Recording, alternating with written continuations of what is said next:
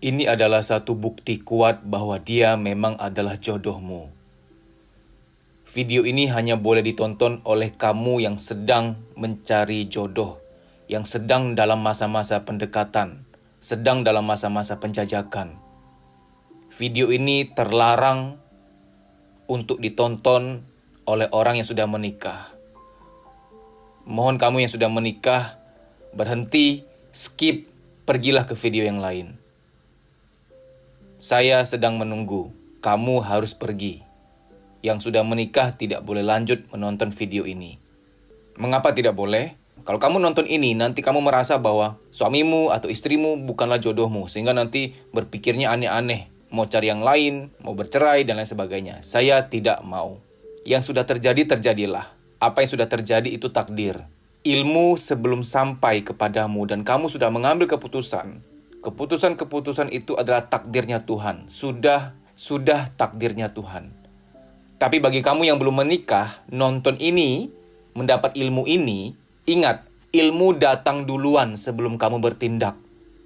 Berarti, kamu sedang dipersiapkan untuk memilih jalanmu yang tepat bagimu. Kamu yang sudah menikah dan sedang melihat sesi awal di video ini, tidak perlu melanjutkan ke akhir video. Kenapa? Kamu sudah menikah. Itu sudah takdir. Memang harus begitu. Memang ada rencana Tuhan dalam pernikahanmu. Tidak boleh ada penyesalan. Saling menerima. Berjuang untuk mengenal. Berjuang untuk banyak mengalah. Berjuang untuk banyak komunikasi. Saya akan tunggu. Tolong jangan lanjut.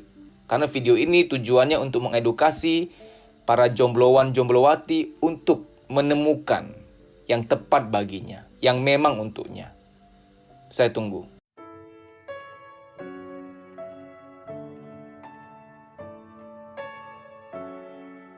Satu bukti kuat bahwa dia memang adalah jodohmu. Berawal dari kita sering mendengar bahwa tidak ada orang yang sempurna. Pasti setiap orang ada kekurangan. Betul, yes, 100% benar. Kita nggak mungkin mencari orang yang sempurna untuk kita jadikan pasangan. Tidak mungkin. Tidak akan pernah ada calon yang sempurna. Tapi inilah bukti bahwa dia adalah jodohmu. Yaitu bahwa kekurangan kamu bisa dia terima dengan ikhlas. Ingat ya, diterima dengan ikhlas, bukan dipaksa-paksakan, bukan yang masih masa promosi. Ya udahlah, karena gue belum dapat jodoh, ya udahlah kekurangan dia, gue usahain untuk terima, gue usahain untuk paksa-paksain seolah-olah gue bisa terima. Bukan begitu, tapi yang benar-benar ikhlas bisa terima. Kebalikannya, kekurangannya kamu juga dia bisa ikhlas menerima. Tanpa paksaan, tanpa daya, tanpa perlu mengeluarkan energi untuk seolah-olah gue harus bisa nerima dia, gue harus bisa nerima dia. Saya berikan contoh. Ada orang yang memang pelin-pelan banget. Bukan dia nggak mau berubah, dia udah niat, dia udah berusaha untuk berubah supaya tegas, supaya nggak pelin-pelan. Tapi ya dia udah berusaha. Nah, kalau kamu sekarang sedang PDKT, sedang penjajakan sama orang yang dia nyata-nyata mengatakan, aduh kenapa kok kamu pelin-pelan ya, aku nggak suka loh, jangan gitu loh. Kalau dia udah begitu, udah pasti dia bukan jodoh kamu. Kenapa? Dia nggak bisa nerima kamu apa adanya. Mas, kok seolah-olah kita nggak boleh berubah, kita kan pengen memperbaiki diri. Tunggu dulu. Soal yang pelin-pelan ini bisa diperbaiki atau tidak, tunggu dulu. Contoh yang lain lagi. Kamu emang tipe yang serampangan, yang kurang rapi, yang kalau pulang tuh kaos kaki bisa taruh di mana, jam tangan taruh di mana, kacamata taruh di mana, tas taruh di mana, tiap hari bisa beda-beda letaknya. Dan calon pasangan kamu tahu bahwa kamu tipe seperti itu, dan belakangan dia sering titip pesan, nanti kalau udah menikah aku nggak mau kamu terlalu begitu ya, kamu harus rapi, kamu harus begini, kamu harus mulai tertata. Ini bukti bahwa dia bukan jodohmu. Ah mas, kalau gitu kita seolah-olah nggak boleh berubah dong menjadi lebih baik. Tunggu dulu. Kamu harus dengar hal ini. Bedakan antara hal yang bisa diubah sama hal yang memang melekat pada diri asli kita. Itu biasanya kaitan dengan neurologi, dominansi otak.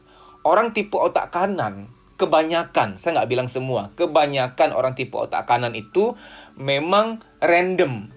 Karena dia kreativitasnya tinggi, imajinasi tinggi, dia kadang-kadang nggak mau terikat dengan hal-hal yang terlalu baku. Harus begini, harus begitu, harus rapih, dan lain sebagainya. Karena dia otak seni, karena dia daya imajinasi tinggi. Kebalikannya orang tipe otak kiri yang sangat analitis, sequence itu urutan, penataan, perencanaan, keteraturan, manajemen, administrasi, dan lain sebagainya. Dominansi otak bisa diubah, namun itu berat dan membuat penderitaan ketidakbahagiaan selama sekian panjang.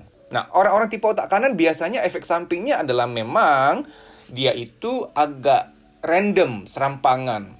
Dan kadang agak pelin-pelan. Kadang, saya nggak bilang selalu. Contoh ya, orang yang imajinatif itu, hari ini dia memutuskan A, tapi karena imajinasi dia, kreativitas dia, intuisi dia bergerak dan dinamis, kemudian dia bisa berubah lagi begini, berubah lagi begitu. Orang seperti ini biasa tipe bisnismen, yang dinamik gitu loh. Yang mengikuti perkembangan, bisa berubah. Sementara pengusaha-pengusaha yang klasik, nggak bisa A ya A, B ya B. Sekarang nggak bisa gitu, bos. Sekarang itu perubahan begitu cepat. Kalau kamu terlalu kaku, nggak bisa. Jadi, jangan mencap orang yang pelin-pelan itu sebagai negatif. Enggak juga. Pada situasi dan profesi tertentu, malah dibutuhkan. Terlalu saklek, terlalu keras tuh nggak bisa juga. Terlalu kaku tuh juga nggak bisa gitu. Jadi, daripada repot-repot mengubah diri, kamu mendingan cari orang yang bisa menerima itu dengan senang, dengan ikhlas. Bukan orang yang terpaksa berjuang banget untuk sabar menerima apa kekurangan kamu. Tanda petik kekurangan ya, walaupun saya nggak anggap itu kekurangan. Itu adalah sesuatu yang khas, yang melekat pada diri kita. Dan itu akan membawa kita pada sesuatu. Contoh, saya itu tipe yang sangat nggak mampu disuruh hitung-hitungan, harus detail. Contoh, ngerjain akuntansi misalkan. Saya bisa, tapi otak saya bakal panas gitu loh. Coba kalau saya memaksakan terus untuk menekuni akuntansi. Itu kan memang kerjaan orang yang dominan otak kiri, yang analitis, hitung-hitungan, dan lain-lain. Saya tipe otak kanan. Kalau dari dulu saya terlalu fokus untuk mendalami akuntansi, saya nggak akan sampai pada tujuan saya hari ini. Yaitu bergerak di bidang psikologi. Tahu nggak?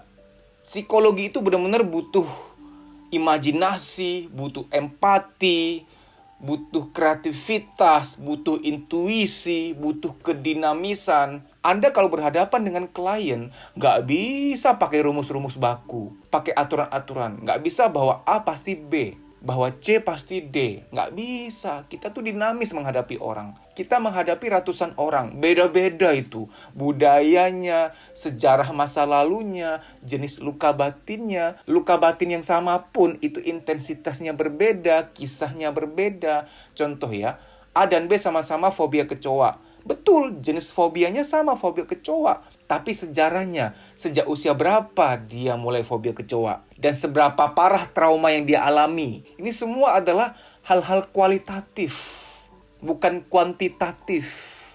Kuantitatif kan yang bisa dihitung. 2 kali 3, 6. 5 kali 10, 50. Itu kuantitatif. Kalau kualitatif itu nggak bisa dihitung. Contoh, kamu seberapa bahagia hari ini? Ya sulit, kita mau ngomong gimana? Saya seberapa bahagia? Sangat bahagia itu sesangat apa? Ngerti kan maksud saya? Ada hal-hal yang nggak perlu diubah pada diri kamu. Cari orang yang memang dia bisa nerima kamu dengan ikhlas, dengan senang hati. Dengan randomnya kamu, dia bisa dengan senang menerima. Dengan pelin-pelannya kamu, dia bisa paham dan nerima dengan nyaman. Dia nggak menuntut kamu untuk berubah. Mas, kok seolah-olah nggak boleh berubah menjadi lebih baik? Boleh berubah, tapi untuk hal-hal berikut ini. Contoh, orang yang suka memfitnah harus berhenti. Itu tidak baik. Orang yang jorok banget, habis pup tidak disiram. Kan nggak boleh dong begitu. Contoh lagi ya, mohon maaf saya belak-belakan aja. Orang yang suka merokok, ya harus berhenti. Karena nyata-nyata itu asap tidak baik buat paru-paru. Contoh lagi, orang yang kalau marah-marah lempar-lempar barang. Itu harus berubah. Itu jangan diterima sebagai, lu harus nerima gue dong. Itu nggak boleh dong begitu. Itu pasti ada luka batin yang parah di alam bawah sadarnya. Ada marah-marah terpendam pada ayah, pada ibu, pada pengasuh, pada kakak, pada teman di sekolah, di masa kecil. Luka batin itu menyisakan emosi-emosi negatif yang udah terlalu banyak dan penuh. Sehingga sekarang meledak-ledak. Ini jangan dianggap, oh aku harus mencari pasangan yang bisa menerima aku apa adanya ini. Yang kalau marah-marah bisa lempar-lempar barang. Hal-hal yang harus diubah itu hal-hal yang nyata-nyata merugikan orang lain maupun diri sendiri. Orang yang boros. Nah, orang yang boros ini harus berubah. Jangan bilang bahwa aku akan mencari pasangan yang bisa menerima borosnya aku. Nggak boleh gitu. Boros bisa di manajemen. Boros bisa di treatment. Boros bisa diatur untuk berubah. Saya nggak perlu lebih panjang ya. Kamu pasti udah tahu lah hal-hal apa yang aku tahu ini harus diubah. Aku tahu ini harus diubah. Tapi sifat-sifat yang melekat pada diri kamu, yang memang kamu udah usaha berubah tapi nggak bisa. Yang kamu tahu, ini memang ciri khasnya kamu. Contoh periangnya kamu, ya emang dari kecil kamu periang. Akan beda cerita ya kalau ternyata di masa kecil periang, sekarang tertutup banget. Itu ada luka batin tuh biasanya. Karena ada luka batin, ada peristiwa-peristiwa nggak enak, dimarahi atau dipukul, atau peristiwa-peristiwa yang bikin kamu takut. Kamu jadi yang terintimidasi, takut, sehingga memilih introvert, baik secara sadar maupun tidak sadar. Ada orang yang memilih menjadi introvert karena pilihan. Ya udah, gue mendingan diam lah, nggak usah banyak omong daripada salah lagi, daripada nanti dihukum, dimarahin, nggak enak banget rasanya. Ada orang yang menjadi introvert karena tidak sadar. Tidak sadar tuh artinya, gue juga bingung kok, memang belakangan gue jadi males ngomong aja. Ya gue jadi merasa bahwa enakan diem gitu. Itu tanpa dia sadari, bukan dia pilih. Karena memang juga sama, ada luka batin yang tersimpan di alam bawah sadar. Hati-hati ya, saya nggak bilang introvert salah. Tidak. Malah, kalau dari masa kecil kamu introvert, sekarang jadi extrovert, dulu pendiam, sekarang jadi periang, bagi kamu seolah-olah bagus kan? Saya malah nggak setuju. Karena kepribadian dasar tidak boleh berubah. Kok aneh ya Mas Dedi, orang menjadi periang malah nggak boleh? Pertama, jangan ngambil rezeki orang. Orang-orang periang kan memang dia orang marketing, orang sales, orang PR, public relation, orang-orang yang dunia heboh, dunia kemeriahan. Dia akan bikin I.O., dia akan jadi artis, dia akan melawak untuk menghibur dunia ini. Dunia keartisan, dunia entertainment. Mereka ditakdirkan untuk itu. Kamu jangan mengambil rezeki mereka. Mereka juga nggak boleh ngambil rezeki kamu. Kenapa? Kamu dunia introversi, dunia introvert, dunia intuisi, dunia kontemplasi. Kamu akan jadi apa? Pengamat, analis, auditor, pemikir besar, pengusaha. Kenapa saya bilang introvert bisa jadi pengusaha? Lihat, Warren Buffett itu introvert loh, tapi dia itu intuisinya luar biasa. Jadi jangan mencap bahwa hanya orang periang, hanya orang yang aktif yang bisa jadi pengusaha. Banyak pengusaha di dunia ini yang di bidangnya itu tidak bisa terlalu heboh, malah butuh keheningan, butuh kontemplasi untuk menemukan strategi yang tepat. Orang-orang yang heboh, yang periang-periang itu malah nggak akan ketemu di bidang itu. Tapi orang yang heboh, yang periang-periang itu bisa jadi pengusaha di bidang, di ranah yang memang butuh seperti itu. Contoh, kamu pengusaha WO, wedding organizer, ya memang harus yang heboh-heboh, harus yang penuh keriaan. Ketemu orang, gimana bro? Lu maunya gimana? Kita bisa aturin. Ya, siap bro. Nah, emang harus begitu. Semua orang bisa jadi pengusaha tergantung bidangnya. Tipe apa, cocok di bidang apa. Oke, kembali. Jadi kalau di masa pendekatan, di masa penjajakan, kamu merasa bahwa kamu nggak bisa menerima satu atau dua hal pada diri dia. Bisa sih, tapi dipaksa-paksain, disabar-sabarin. Mendingan nggak usah. Kenapa? Kasian anak orang. Kamu paksa-paksain untuk nerima dia. Sekarang bisa paksa-paksain untuk nerima dia, untuk disabar-sabarin. Karena masih masa promosi. Karena apalagi kamu sudah punya misi harus menikah tahun ini. Karena udah umur nih. Misi itu, niatan itu membuat kamu semakin bisa untuk pura-pura. Tapi nanti kalau udah menikah, wah, ketika ya ampun ternyata gue emang gak kuat ya. Itu bisa langsung meledak tuh. Dan bisa terjadi percekcokan, pertengkaran, dan lain sebagainya. Akhirnya anak jadi korban. Ukur kemampuan kamu di masa-masa pengenalan ini. Bisa gak nerima dia? Maka saya selalu mempromosikan pengenalan gak boleh seminggu 2 minggu. Minimal banget ya 6 bulan. Minimal banget. Tapi bukan yang jarak jauh yang cuma video call atau telepon ya. Harus yang sering ketemuan. Seperti pergi makan bareng, nonton, yang sering ada kebersamaan untuk melihat, memantau sifat-sifat dia. Lalu kamu ukur nanti, gue mampu gak ya? Gue sama dia seumur hidup loh ini, mampu gak gue? Diukur kemampuanmu. Oh kayaknya gue gak mampu. Jangan lanjut. Kamu jangan baru kenal orang 1-2 minggu. Yang penting niatnya ibadah menikah. Betul, menikah itu ibadah. Tapi kalau keputusannya salah, malah bukan ibadah ujung-ujungnya. Orang tua yang berantem, cekcok, bertengkar sampai hingga bercerai, apakah itu ibadah? Tidak. Anak terluka hatinya, bahkan koyak hatinya. Hampa hidupnya. Apakah itu ibadah? Tidak. Bagi kamu yang hanya punya satu prinsip, bahwa menikah yang penting niatnya ibadah, niatnya baik, nanti akan dimudahkan. Niat baik, kalau tidak disertai ikhtiar yang cukup, niat baik itu bisa menjerumuskan. Jadi, niat baik harus juga disertai dengan ikhtiar yang optimal. Ikhtiar itu apa? Ikhtiar pengenalan, mengenali, berjuang untuk mengenal, berjuang untuk menganalisa, menjajaki ini seperti apa nantinya. Jangan main nikah aja, oh dia ganteng, oh dia cantik, oh dia baik kok. Nggak bisa seminggu 2 minggu.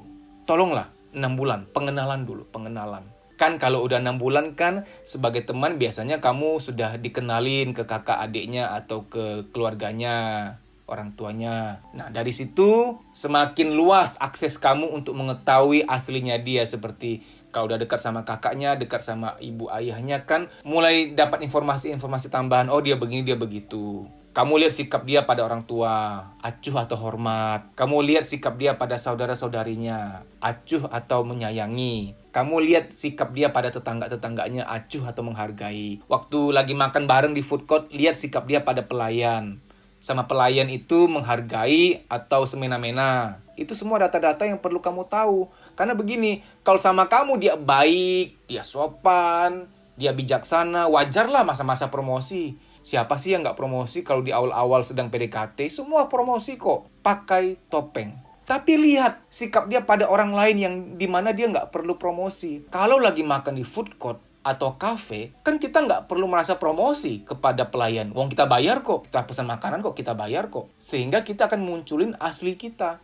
Ini gimana sih kok belum datang makanannya? Saya udah pesan 30 menit yang lalu loh. Cepetan dong. Lihat, dia lumayan kasar kepada pelayan. Tapi sama kamu dia baik banget. Nah, hati-hati tuh, ada apa tuh?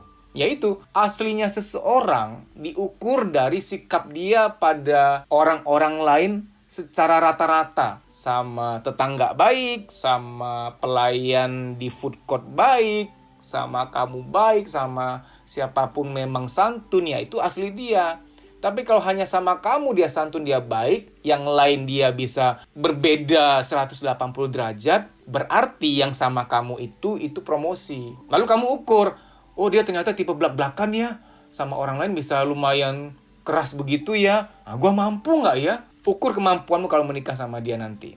Dan itu nggak muncul di seminggu 2 minggu. Seminggu 2 minggu dia rapi memainkan itu. Ketika lagi makan di food court sama kamu pun, sama pelayannya, Mas, mohon izin, kok belum datang makanannya? Aku udah pesan 1 jam lalu loh. Tapi lihat ya, bulan ke-4, bulan ke-5 biasanya udah keluar aslinya. Karena siapapun tak mampu pakai topeng berbulan-bulan pada seseorang yang sudah dekat dengan dia. Ujung-ujungnya akan keluar juga. Saya tidak mengatakan bahwa orang yang belak-belakan itu negatif. Enggak loh ya. Banyak profesi, banyak bidang di dunia ini malah perlu yang belak-belakan. Kalau kebetulan bagi kamu, aku suka kok calon pasangan seperti ini yang belak-belakan. Aku suka kok. Nah, itu berarti jodoh kamu.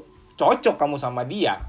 Contoh ya, pelayan itu lama menyajikan makanan. Kamu melihat calon pasangan kamu, gimana sih mbak itu ya, kok lama ya? Kamu juga, iya nih, harusnya kan cepet. Kan cocok tuh, itu klop. Ingat ya, bertipe yang sama bukan berarti selalu jodoh. Tidak. Malah dalam beberapa hal harus saling melengkapi. Contoh, orang yang tipe berantakan, random, nggak bisa teratur, naruh barang, ya sebaiknya, idealnya, sama yang rapi. Tapi tipe yang rapi yang nggak komplain. Bukan yang, aku rapi nih ya hari ini ya, tapi besok kamu rapiin sendiri. Bukan yang komplain. Ada loh orang yang dia tuh rapi, suka kerapihan. Pasangannya itu tipe yang random yang nggak rapi. Tapi dia nggak komplain ketika pasangannya geletakin barang-barang, handuk, apalah, pulpen, jam, tas sembarangan ditaruh. Dia ngerapihin dengan ikhlas, dia senang. Dia tidak yang sambil ngerapin, aduh berantakan lagi ini handuk kok geletak di ranjang, taruh dong di gantungannya. Enggak, dia ngerjain tanpa suara. Jadi baik kamu bertipe sama atau nggak sama dengan calon pasangan kamu, intinya adalah kamu nerimo nggak? Bisa nggak? Ikhlas nggak gitu loh. Bisa jadi tipenya sama malah komplain. Contoh ya, ya ampun gue tipe berantakan, lu juga berantakan. Gimana sih kalau begini caranya, nanti rumah berantakan kayak kapal pecah. Nanti bayi kita lupa taruh di mana. Buruh kakak. Ngerti kan? Bukan tipe yang sama, tapi keikhlasan menerima, bukan paksaan. Ini penting ya, biar rumah tangga nanti tuh mulus gitu loh. Saya tahu nggak ada rumah tangga yang nggak ada masalah. Semua rumah tangga pasti ada masalah. Namun dari sekarang bila kamu sudah mengukur bahwa kamu bisa menerima dia dengan ikhlas, bukan paksaan, bukan yang disabar-sabarin. Dia juga begitu terhadap beberapa hal pada diri kamu, dia bisa nerima, bukan yang dipaksa-paksain. Nah, bisa nggak bisa kemampuan ini diuji oleh waktu. Berikan waktu 6 bulan untuk mengenal. Kalau kamu menganggap menikah itu ibadah, ingat, semua jenis ibadah di dunia ini butuh persiapan. Sederhana aja. Kamu bangun pagi-pagi mau sembahyang, emang boleh langsung sembahyang? Masih jigongan, masih ada belek, langsung ibadah tuh. Sangat gak sopan. Mau sembahyang, mau ibadah tuh wajib membersihkan diri dulu. Wajib tahu ilmunya, ilmu dan persiapan. Nah sekarang saya minta kamu persiapan, kamu nggak mau. Terus bilang menikah itu ibadah, gimana ya? Seolah-olah menikah adalah jenis ibadah yang kamu nggak mau seriusin. Sementara jenis-jenis ibadah yang lain kamu seriusin banget. Persiapan, ngilmu dulu, dan lain sebagainya. Ketidakcocokan, namun dipaksakan. Di masa-masa pengenalan kamu tuh udah tahu kok gak cocok sebenarnya. Tapi karena ya udah umur, udah usia, daripada gak ada seadanya aja lah. Ya gak apa-apa sih, itu hak kamu, gak apa-apa. Yang penting saya sudah sampaikan ilmunya. Mengapa kamu harus komen 2 titik? Karena saya sangat pengen mengetahui siapa sih yang suka banget ngilmu, suka banget belajar. Saya pengen tahu pribadi yang unik ini, yang keren. Waktu kamu komen 2 titik, ada yang membalas komen kamu, ini apaan sih artinya 2 titik? Jangan dijawab. Karena kalau kamu jawab, oh kata Mas Dedi, siapa yang nonton sampai habis komen 2 titik. Nanti dia juga ikutan. Saya jadi nggak tahu mana yang murni memang nonton sampai habis. Oh ya kawan-kawan, untuk sementara jadwal training saya hanya ada di beberapa kota. Nggak seperti dulu 18 kota. Bagi kamu, teman-teman yang berada di kota yang di luar jadwal kami sekarang ini, yang merasa bahwa aku udah butuh banget deh untuk diterapi. Ada luka batin, ada sesuatu yang aneh pada diriku yang harus segera diatasi. Sementara belum ada jadwal training di kota kamu. Apa boleh buat? Saya akan adakan training privat untuk kamu. Ya. Caranya gimana? Kamu follow akun Instagram Kuliah Psikologi. Kamu DM untuk bikin appointment, nanti training pribadinya itu melalui telepon. Saya akan telepon kamu. Tentu saya telepon kamu itu setelah bikin janji, daftar dulu, dan lain sebagainya. DM akun Instagram Kuliah Psikologi. Akun asli saya Dedi Susanto _PJ_official. Kenapa nggak boleh DM ke situ? Karena yang DM ke situ sudah puluhan, udah banyak banget. Kalau kamu daftar untuk training pribadi, takutnya nggak kebaca. Kalau yang di Kuliah Psikologi itu masih sepi, masih bisa kamu DM ya.